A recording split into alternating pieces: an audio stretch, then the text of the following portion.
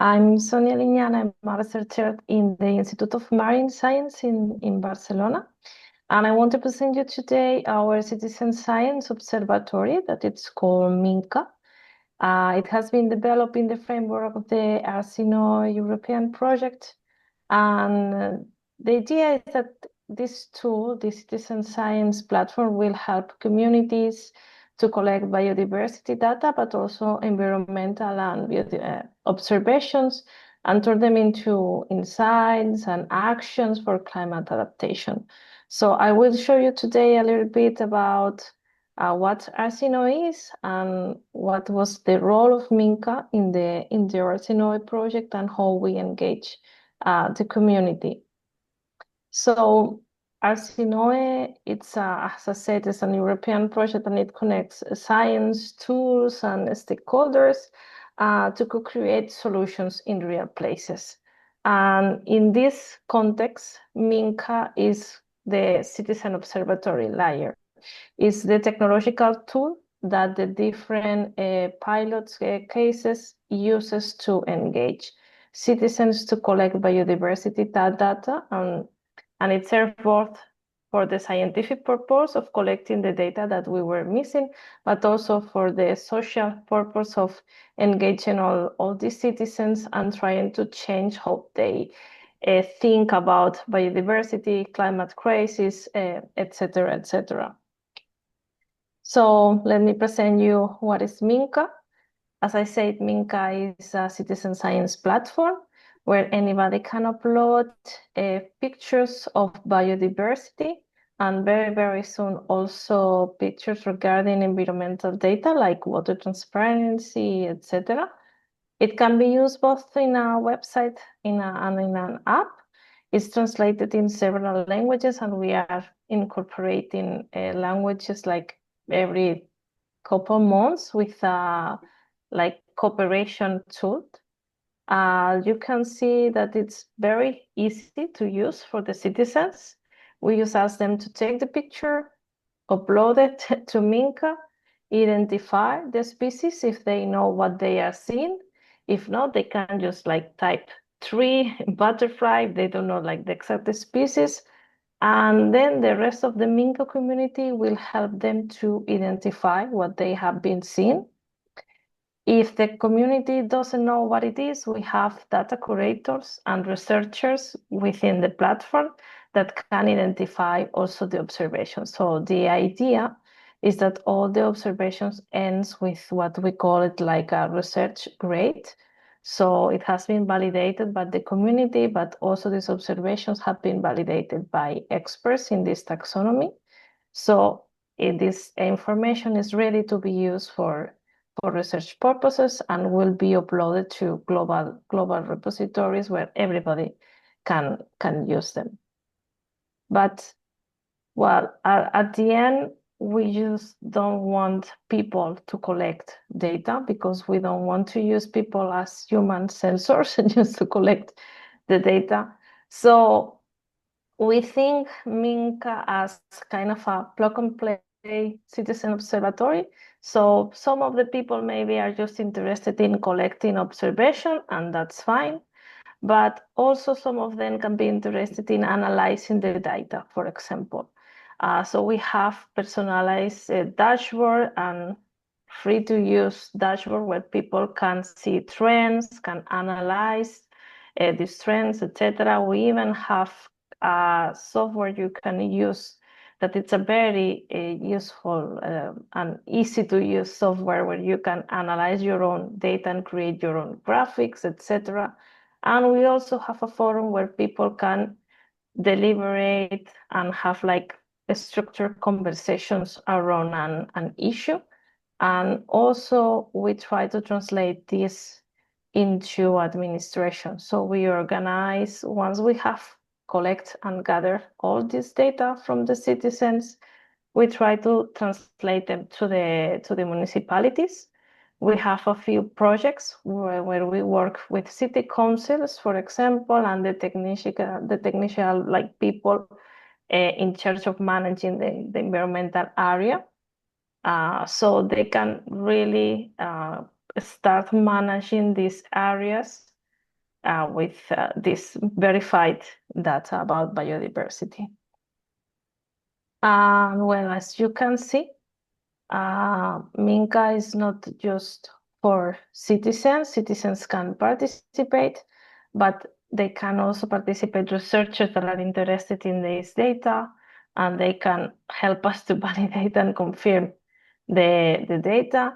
Also, there are a lot of NGOs, little SMEs, research centers, European projects, etc., using MINCA for their own citizen science projects.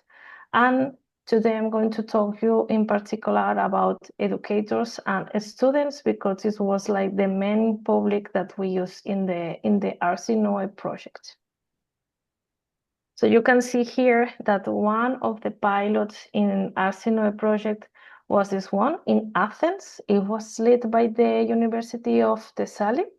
They were like the partners in field there, jointly with the Education Center for the Environmental and Sustainability and one of the big metropolitan parks there in Athens, that is the Antonis Tristis Metropolitan Park.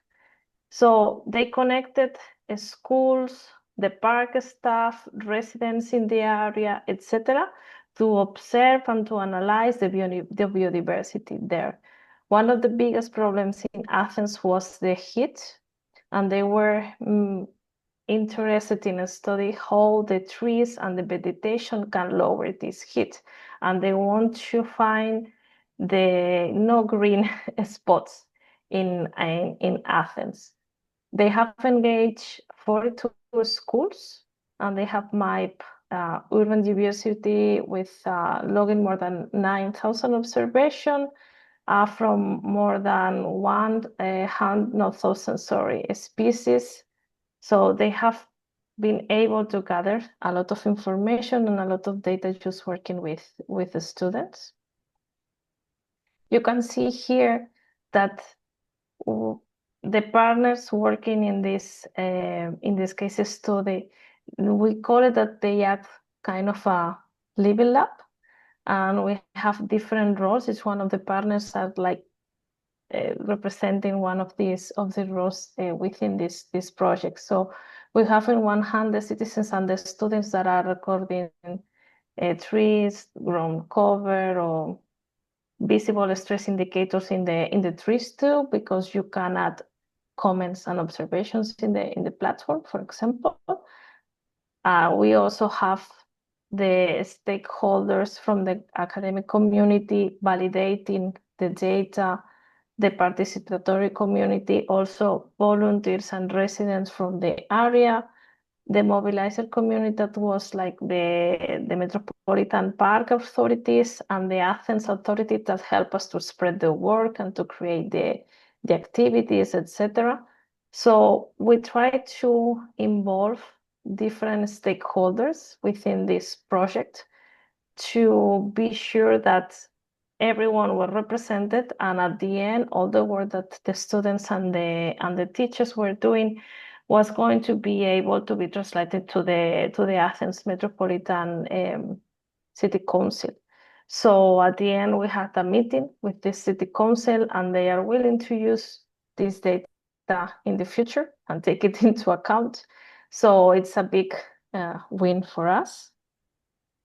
And just to see that the project started in Athens, but it has already spread to Thessaloniki and Kalamata, because a lot of schools started to hear about that and wanted to participate there.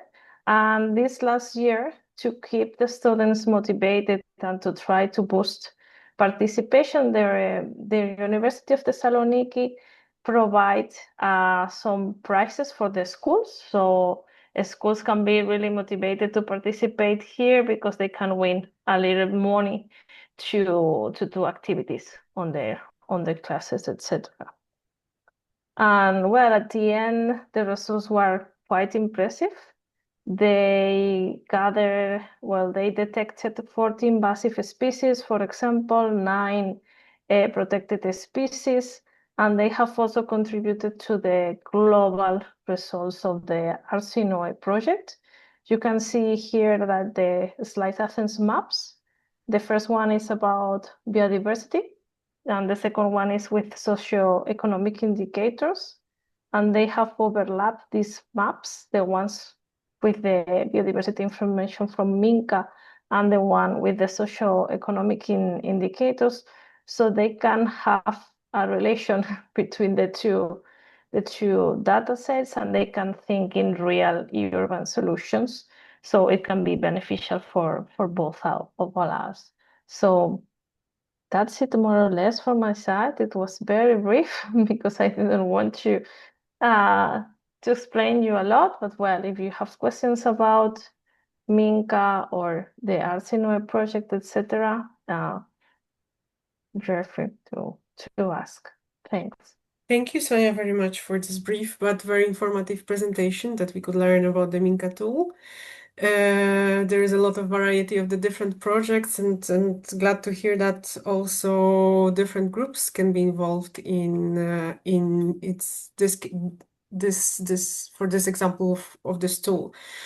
We will leave the questions for the session. So after all presentations. So thank you very much, Sonia, for the presentation. And I would like to invite right now Inger from the TransformAR project. And Inger will tell us a little bit about the citizen engagement app.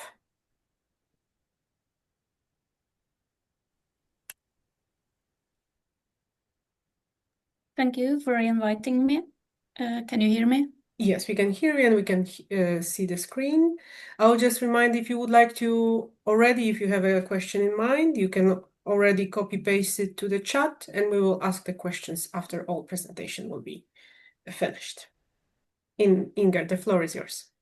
Thank you. I work at the water and sanitation department in Gjøvik, and I would just change the slide if I can find, yeah, now you can see it. I work at the water and sanitation department in Gjøvik. Gjøvik is a mid-sized municipality in Norway.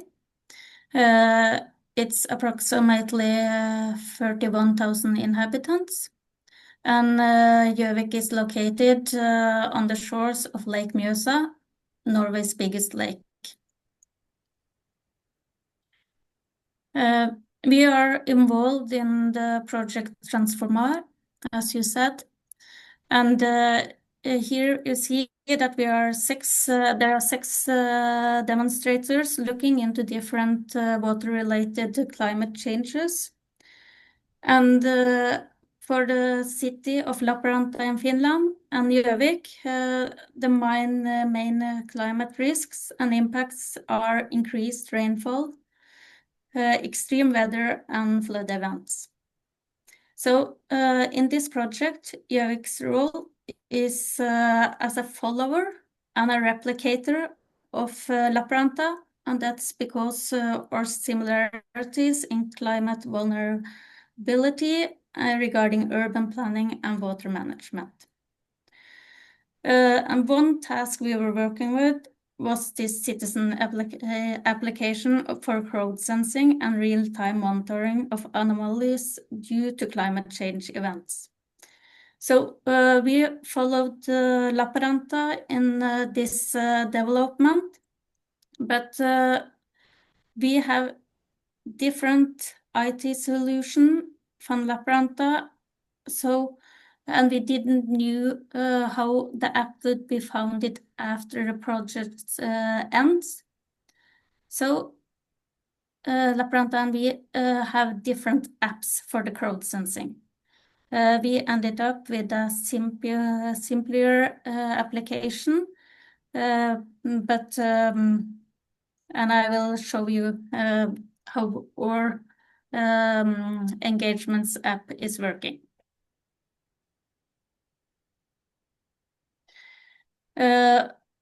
When we were launching the app, it was we in the water and sanitation department, we wanted people to report flood events, but we saw that other departments also were interested in the app. So you can also report littering and foreign species. So how does this app work? You can have it on your phone, and if you see a flooded area, we want you to take a picture of it, and you can upload it in the app, and you can write a comment. And when you report it, it ends up in our map, as you see in the right in the picture.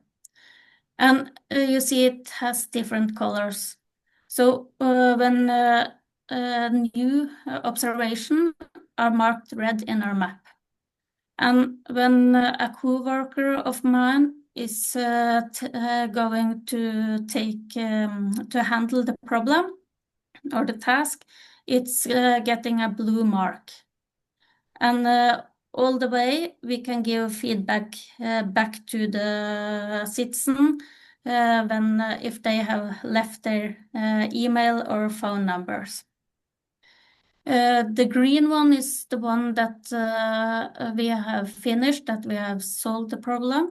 And there are also some gray marks that's if it's outside our organization, so we have forwarded to the right organization.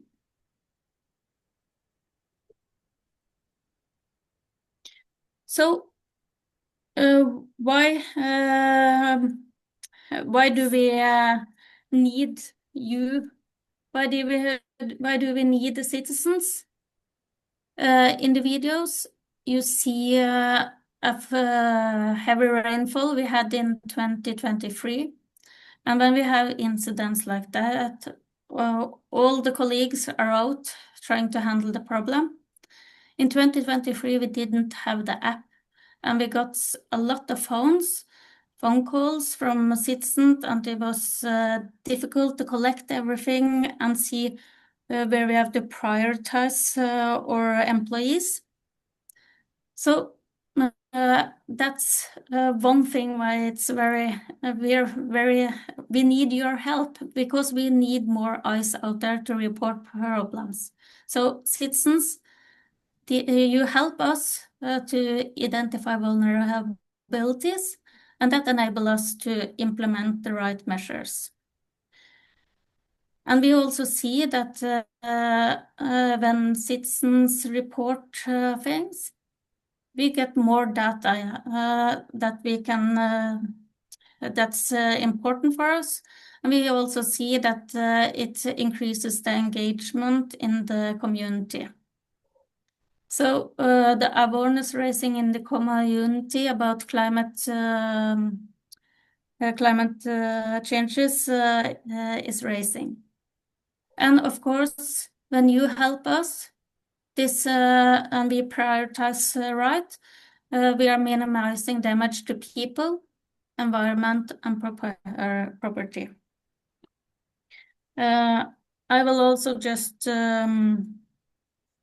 showcase you or show you an example when a citizen has used our app. He has uploaded a picture, and he writes that water bubbles up again from the drain, and that the area is flowing over, and the water is flowing out onto the car park, and it's happened every time it rains. We didn't know about this problem, but thanks to the citizen, we went out and looked at the drainage pipes and the stormwater pumps, and we saw that it was almost blocked with stones and gravel. So the water couldn't flood inside the pipes, and we had to have an operator to clean the stormwater sumps and drainage pipes. So thanks to the citizen, this prevented further damage to the property, and it hindered flooded basements. So for us, it's very, very important to have the citizen to help us and engage. So thanks for me. And if you have Yeah, we can take questions afterwards. And if you come up on a question later, you also have my email here. Thank you, Inger, for the presentation and presenting the Citizen app. It seems to be very nice tool to gather the feedback, and I see that it can be it's kind of a win-win situation when you can engage the citizens, but also the local authorities can also be closer to the citizens and react when there is a need. Thank you very much for the presentation, and I would like to give the floor now to Hannah from the IMPETUS project, and Hannah will also tell us a little bit more how the IMPETUS is tackling the local climate adaptation. Okay, thank you very much, Joanna. So I hope you can see my screen. Okay. Yes, everything works very well. We can hear you and hear the screen.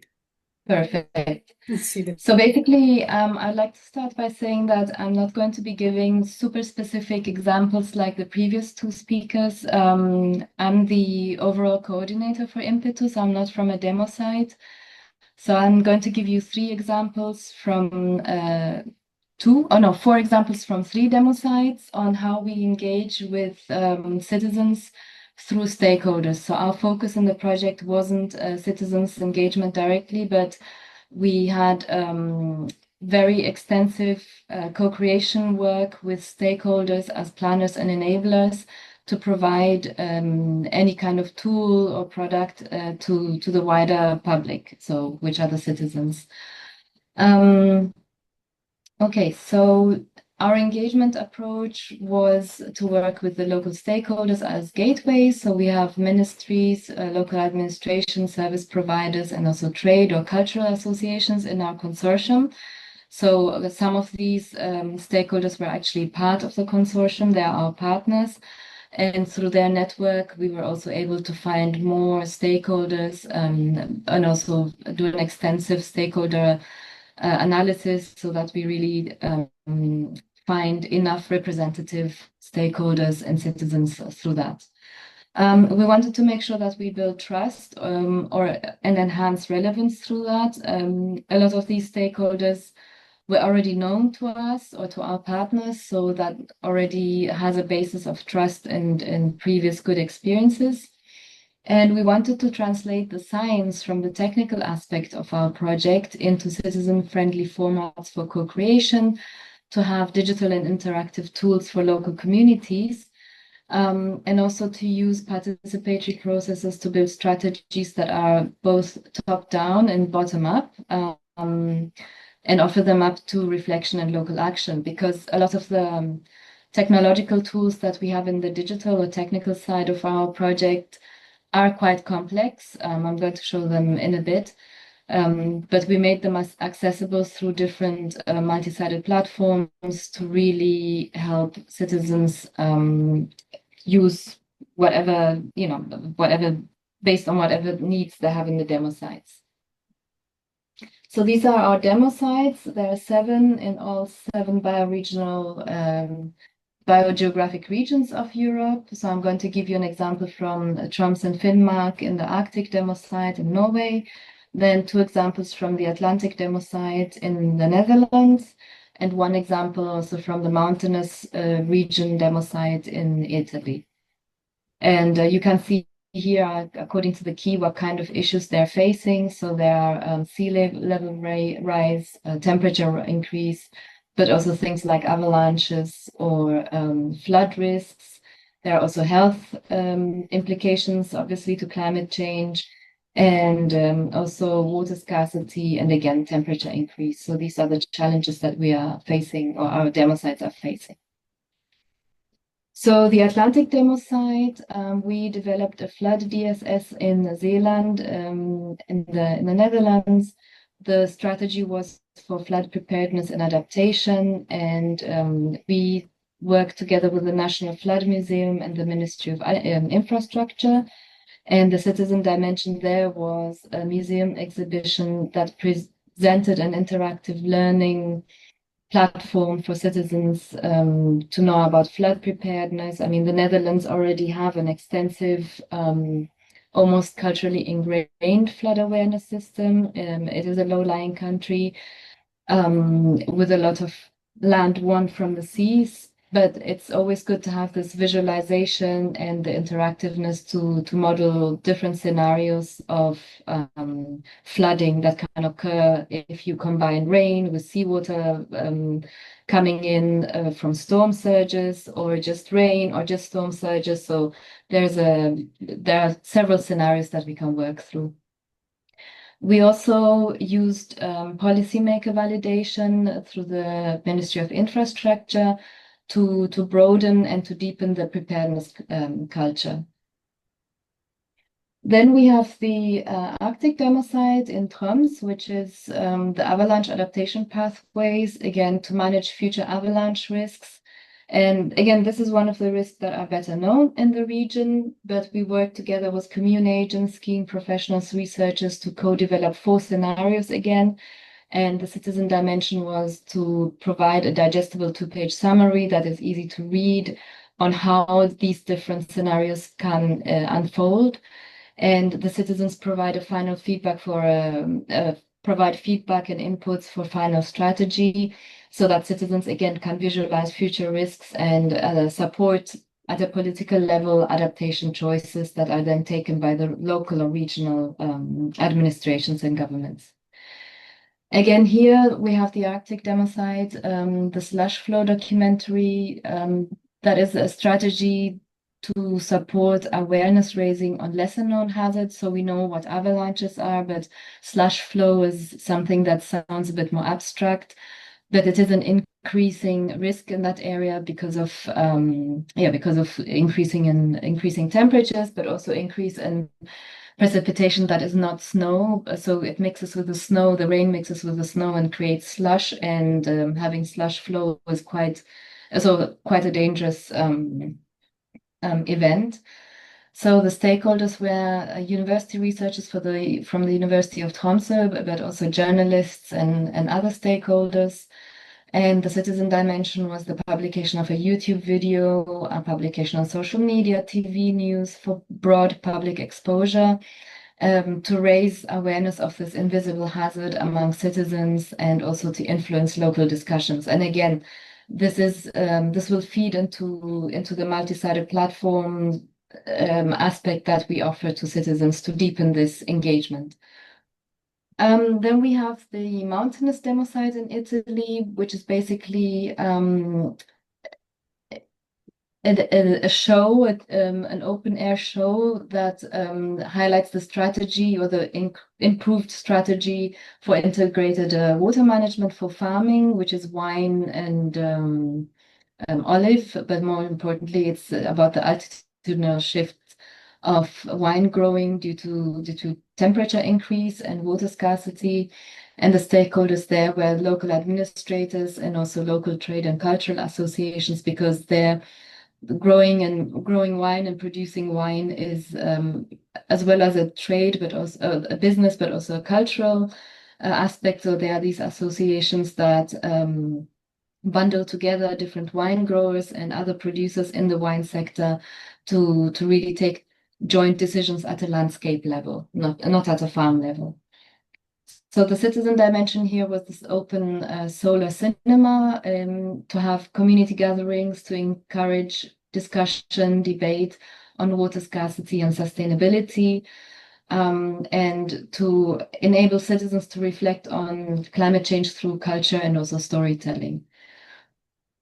So from a stakeholder perspective, we have here the multi-sided platform, we have the regional and local solutions and the regional RKBs, and here through our website.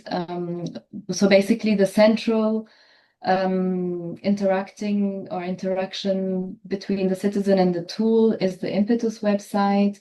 We have here the web page that shows the different RKBs. RKBs are resilience knowledge boosters, so that basically means to increase your knowledge on how to increase resilience against climate change or against the impact of climate change or to adapt better to climate change, you can go into these RKBs and actually get information, obtain knowledge, and you also get insights into the local and regional solutions that are provided.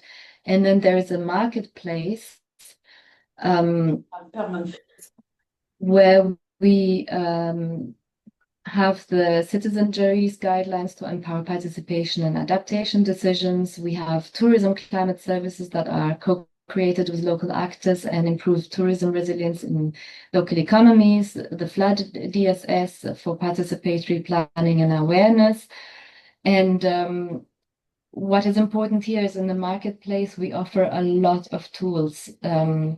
As I said, to not only understand the risks in a certain area and its impact on the daily lives and incomes and livelihoods of, and also leisure lives and health of citizens, but also to show them the solutions they can pursue, either individually or as a group, and also what they can advocate for with their local decision makers, and to share knowledge also with the local decision makers.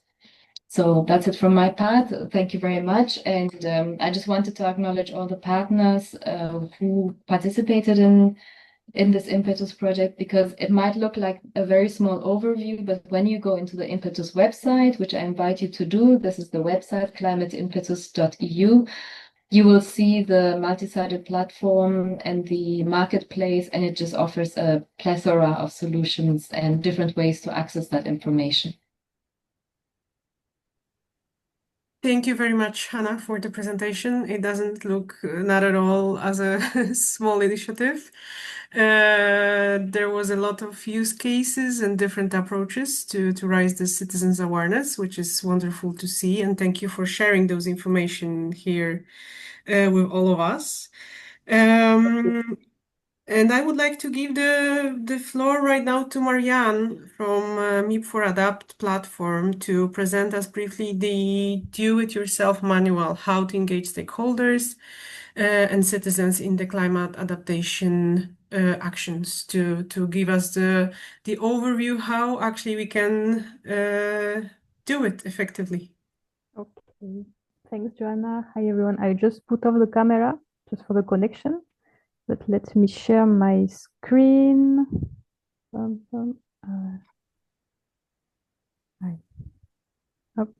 Can you see it? Can you hear me? We can hear it, and now we can see the screen. Perfect. Okay, great. So hi, everyone. So I'm Marianne. So we will present you some example of tools on how to engage stakeholders and citizens in climate adaptation, part of the European mission of adaptation to climate change. But just super briefly, basically what we're doing in the European mission of adaptation, we're supporting regional local authorities in understanding climate risk, in developing adaptation pathway, and supporting them in helping in implementing innovating solutions. And part of this mission on adaptation, we have the mission implementation platform, which is the MIP4Adapt, and plenty of tools. And thank you for the great presentation on Sonia, Inga, and Hannah, because it gives us more tools to put inside. We have also even training, thematic working groups, a whole community of practice, and technical assistance. And specifically on the topic on stakeholders and citizens engagement in climate adaptation, we had this last years like 4 initiatives. The first one, which is a kind of a manual on how to engage stakeholders and citizens. We have a training program on this topic, and we had like technical assistance, which is a kind of direct support with region and local authorities on and supporting them on how to engage stakeholders and citizens in adaptation planning. And we also support them directly in the organization of community level events. So you can find all these initiatives and all the material and success stories on the web. So why it is so important to involve citizens, and why citizens participation matters, because it can bring local knowledge, technical knowledge, also what works, what doesn't work in the specific context, but also like the other speakers explain, it can allow to build more trust, more sense of ownership and motivation to act, but also it allows inclusive participation and ensuring that no one is left behind.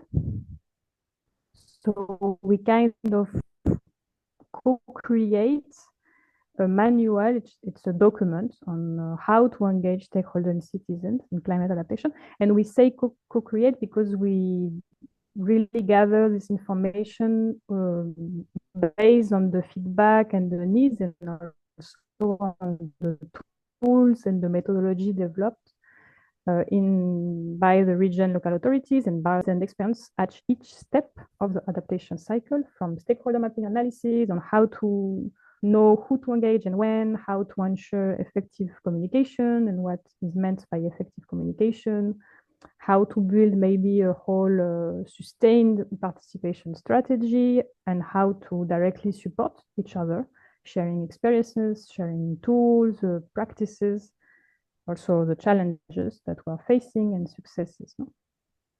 So this guidance or this document, let's say, it's like structure in the different step of the adaptation cycle, no? From a first step on preparing the ground to a second step on assessing risk and vulnerability, then identifying adaptation options, then to assess and select different adaptation measures to implement them. Each of these steps, we suggest some different tools or methodology. Some requires a lot of efforts and time and resources, but some other not specifically. And in this guidance, we also wanted to give a kind of emphasis of a whole, let's say, participation strategy or engagement strategy. Not maybe to just select one tool or one methodology, but just to see it like a whole strategy. When to maybe start citizen survey and why at this moment, maybe when to start our communication or awareness campaign, no? To have maybe like the whole picture of the strategy. And also based on the feedback and the needs on the regional local authorities, we kind of create very super synthetic thematic documents on different topics, on creative engagement, on one on how to engage the private sector specifically, another one maybe more on some foundation of participation that you can find also in the web. So just to give some example of tools and methodology, we have, for example, example of storytelling and climate walks with experience and application in different regions. We have, of course, climate assemblies where citizens are able to, we are really gathering feedback and perspective of citizens to deliberate and really co-create with them adaptation solution. But we have also example of climate festival, which is also a great way to engage stakeholder citizens through creativity and art. Also, like, for example, mention Hannah with the open air cinema, which is a great idea and initiative to also gather citizens on this topic. But also we had example of citizen science project. We can be very powerful because citizens are really part of the process of collecting data. So very briefly, participation bring adaptation closer to citizens, and it can create this kind of collective shared responsibility with everyone. So it's not just about consultation, but it's really about co-creation, sense of ownership, and collective action, ensuring that adaptation strategy builds are really more legitimate and more effective with everyone. And that's it for me. Thank you, Marianne, for this quick presentation about the manual and how it actually, how it works and what was the story behind. I am curious if I can ask with a first question to you, as we also have some minutes to answer some questions, whether this manual, the intention, I understand that it's more or less useful by the projects and by the communities. But for example, we as an individuals, not connected to, let's say, a group, let's say legally formalized group, can this manual be also useful for the individuals to take the action and actually ask their all, neighbors, colleagues to do the action in their very local space? Yeah, thanks, Joanna, because it's a really great question because we actually really thought of this. It's okay, it's for regional local authorities and maybe policymakers, technical department, but we really wanted to make it accessible also for everyone. So we did some different updates and we tried to really have like an accessible content with specific application and experience. So you can find different tools and methodology very easy with those practical steps and some very visual application. So I would say, yes, you can, of course, sing it and consult it, yeah, as citizens and as everyone can have access to it. Wonderful, Thanks. wonderful. So that's great to hear that we can all make use of it, regardless of also where we are located across the Europe. Thank you very much, Marianne. Sonia, I think there were some questions to you as well about the app. You already answered the questions, but if I can just do a small follow-up, whether the Minkan can be applicable in the different countries in terms of the translation. Is there any intention that the tool can be scalable in different can be used by the different groups with different languages? Yes, actually, you can use Minka in any country and in any part of the world.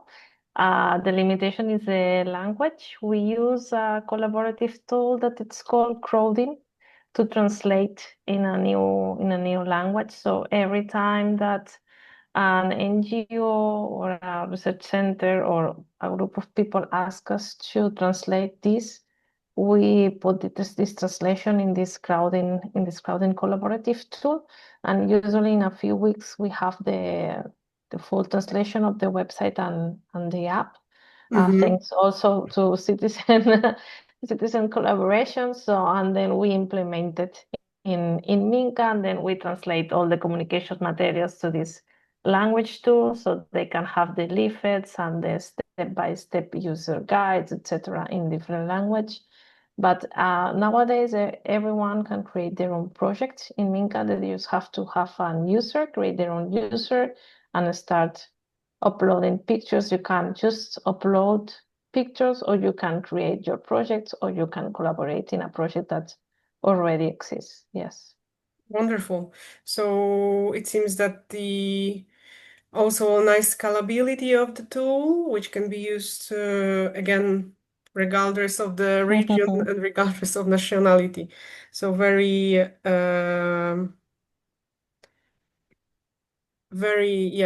nice approach. Thank you very much. Hannah, I would like to also ask you a question about the engagement.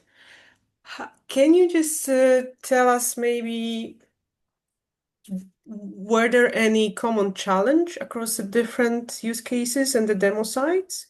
Did you experience anything challenging in particular in terms like what was related to the citizen engagement? Yeah, definitely. I mean, I think it's also not unique to IMPETUS. It's the stakeholder fatigue, because different projects and different entities approach the stakeholders, asking them about their opinion. It's very extractive. Even if it says it's co-creation, a lot of the times they have experienced some extractive processes where they haven't heard anything back. So it was very important for us to really make these tools available and to provide a continuous support to develop these tools further. And that leads to two further challenges and issues, which was the validation, because we spent a lot of time at the beginning really making sure that we have a good baseline of stakeholder analysis, governance analysis, And then to take it a step further, once we have developed those tools in co-creation with the stakeholders and the citizens, to make them usable, to test them, to have the beta version ready. And we're still in that phase, and we cannot do an extensive validation because it's just beyond the scope of the project. But we hope that the local stakeholders, because some of them were included in the project, they will take it on and they will kind of run with it and use it and adapt it to their needs. And yes, and that leads to the next challenge, which is basically the legacy of a project, because working with citizens and as I said, with the stakeholder fatigue, you don't want to come up because the Commission always wants innovative tools, innovative processes, and a lot of these tools then end up just not being used anymore. And what kind of a message does that send out to stakeholders and citizens? It says like, yeah, we worked with you for 4 years or 3 years developing this tool, but now we don't have any more funding. And then the next project comes and says, oh, we want to work with you. So it's these things that we are looking out for. And we're really happy with the local stakeholders at demo site level that, they are really enthusiastic about continuing to use these tools. Perfect. Thank you for sharing those experiences. And actually, it brings me some comment to hear that maybe sometimes less is more. Whenever we come to the citizen engagement, that maybe sometimes the smaller groups, less frequent interaction will bring the bigger effect for all of us and for all projects. Thank you. A greater focus, yeah. Thank you. Thank you. Inger, one question to you about the app. If you could share, I'm curious right now about the citizen engagement.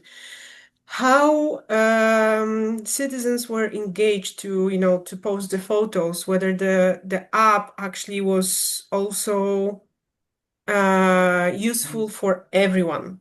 I mean, like how to engage actually, whether the app has been developed for the different groups of the citizens, the youngsters, the teenagers, or whether also, the elderly society can also use, and whenever they are using the app.